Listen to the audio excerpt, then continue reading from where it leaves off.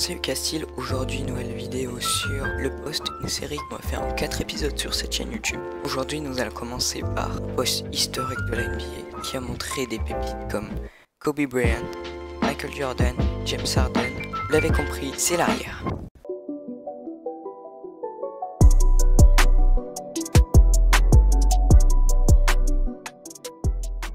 Au basketball, l'arrière est l'un des 5 postes habituels. Les joueurs jouant à ce poste sont généralement plus petits et plus vifs que les ailiers. Le rôle des arrières est généralement de marquer des paniers par des tirs extérieurs, mais certains sont aussi chargés de monter la balle avec le meneur ou de faire quelques pénétrations. Il doit bien manier le lay-up et les variantes du crossover. Un exemple d'arrière typique est Reggie Miller, aka Nick Killer, tireur à 3 points des Pacers d'Indiana dans les années 90. Certains arrières comme Michael Jordan, Clyde Drexler, Kobe Bryant ou Dwayne Wade, plus récemment, ont des facultés de pénétration et de jeu en 1 contre 1, qui les rapprochent du rôle d'ailier. Et ça, on va en parler après. Passons maintenant à l'histoire de ce poste. Quels sont les joueurs qui l'ont popularisé ou en ont fait un autre poste? Nous allons commencer par... Fleming and Miller in the backcourt. Here's Miller. Yes, that's a three from Reggie Miller. Reggie Miller, aka The Nick Killer. Un tireur à 3 points, comme je l'ai dit avant, hors pair, et surtout connu pour ses nombreux trash talk. L'extrait que vous allez voir maintenant est un match qui se joue entre l'Indiana Pacers et le New York Knicks. Ce match est la signature du meilleur trash talk de Reggie Miller et de ses 8 points en 9 secondes. And the Pacers within 6. Kept alive again by Dale Davis. Here's Miller. Swings away and hits.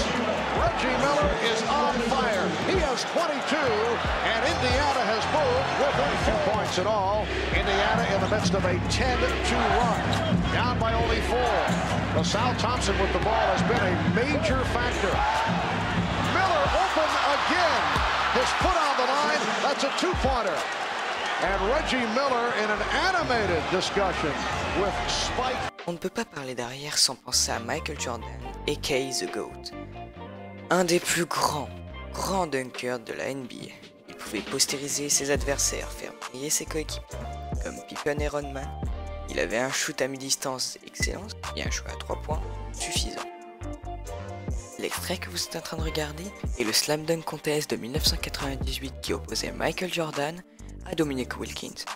Et pour info, sans vous spoil, c'est Michael Jordan qui gagne.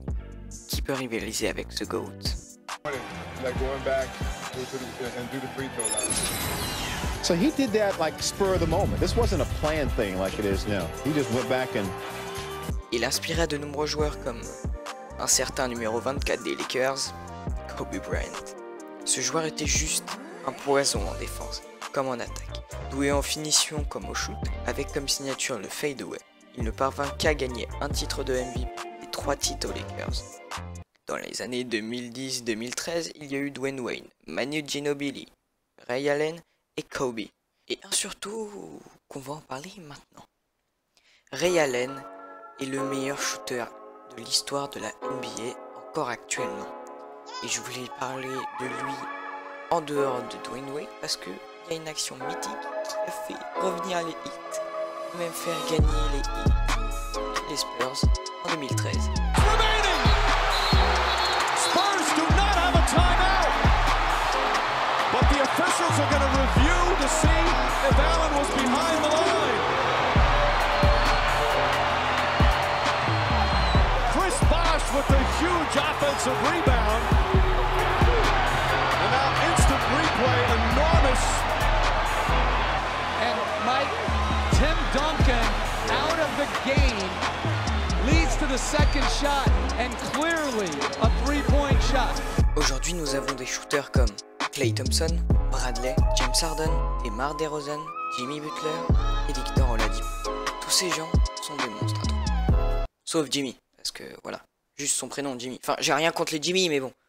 Bon, maintenant qu'on a fait le rôle et l'histoire du poste derrière, sur NBA 2K, ça donne quoi? C'est pour ça que ce 3e chapitre s'intitule le build. Alors, on va mettre comme poste l'arrière, parce que sinon cette vidéo n'aura aucun rapport. La main, bah, peu importe si vous êtes droitier gaucher, ça ne va pas du tout affecter votre player. Le numéro, la même chose, moi j'ai mis le numéro 24 pour Kobe. Et pour ce premier build, on va faire un défenseur. Donc il va être super bon en défense et équilibré dans les autres stats.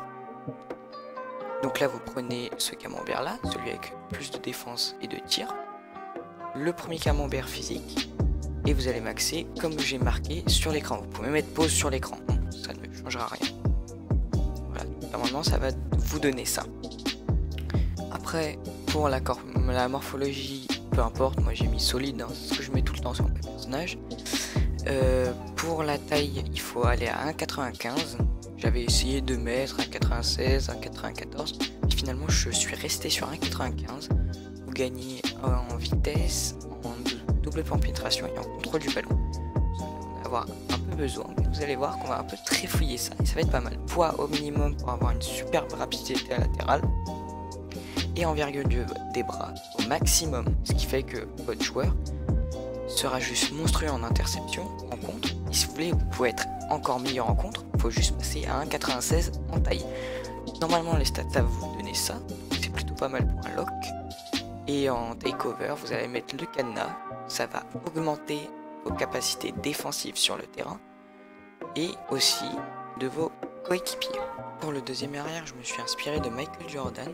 Donc c'est pour ça qu'il faut prendre le camembert avec le plus d'organisation et de défense. Vous allez prendre le premier profil physique. Vous allez mettre vos stats comme c'est marqué à l'écran. Voilà, vous mettez pause, etc. C'est super simple en plus à faire ce build. Pour la morphologie, peu importe. Pour la taille, vous allez mettre 1,96 m. Donc ça va mettre les stats comme c'est écrit normalement à l'écran. Au niveau du poids, vous allez mettre poids minimum. Pour l'envergure des bras, vous allez mettre à 200,03 cm. Et pour le takeover, vous allez mettre créateur de tir. Ça va vous monter votre tir à 3 points. Déjà que vous n'en avez pas beaucoup, ça peut être utile. Et surtout, vous pourrez briser des chevilles beaucoup plus facilement que le playmaker. Du coup, c'est la fin de cette vidéo. Merci de l'avoir regardé. Si vous avez aimé, abonnez-vous. Mettez votre meilleur pouce bleu pour savoir si je continue pas ce type de vidéo. Si c'est le cas, le prochain post sera sur le meneur de jeu. Le post que j'utilise sur NBA 2K20 et même en IRL. On se dit à la prochaine vidéo. Ciao ciao les amis.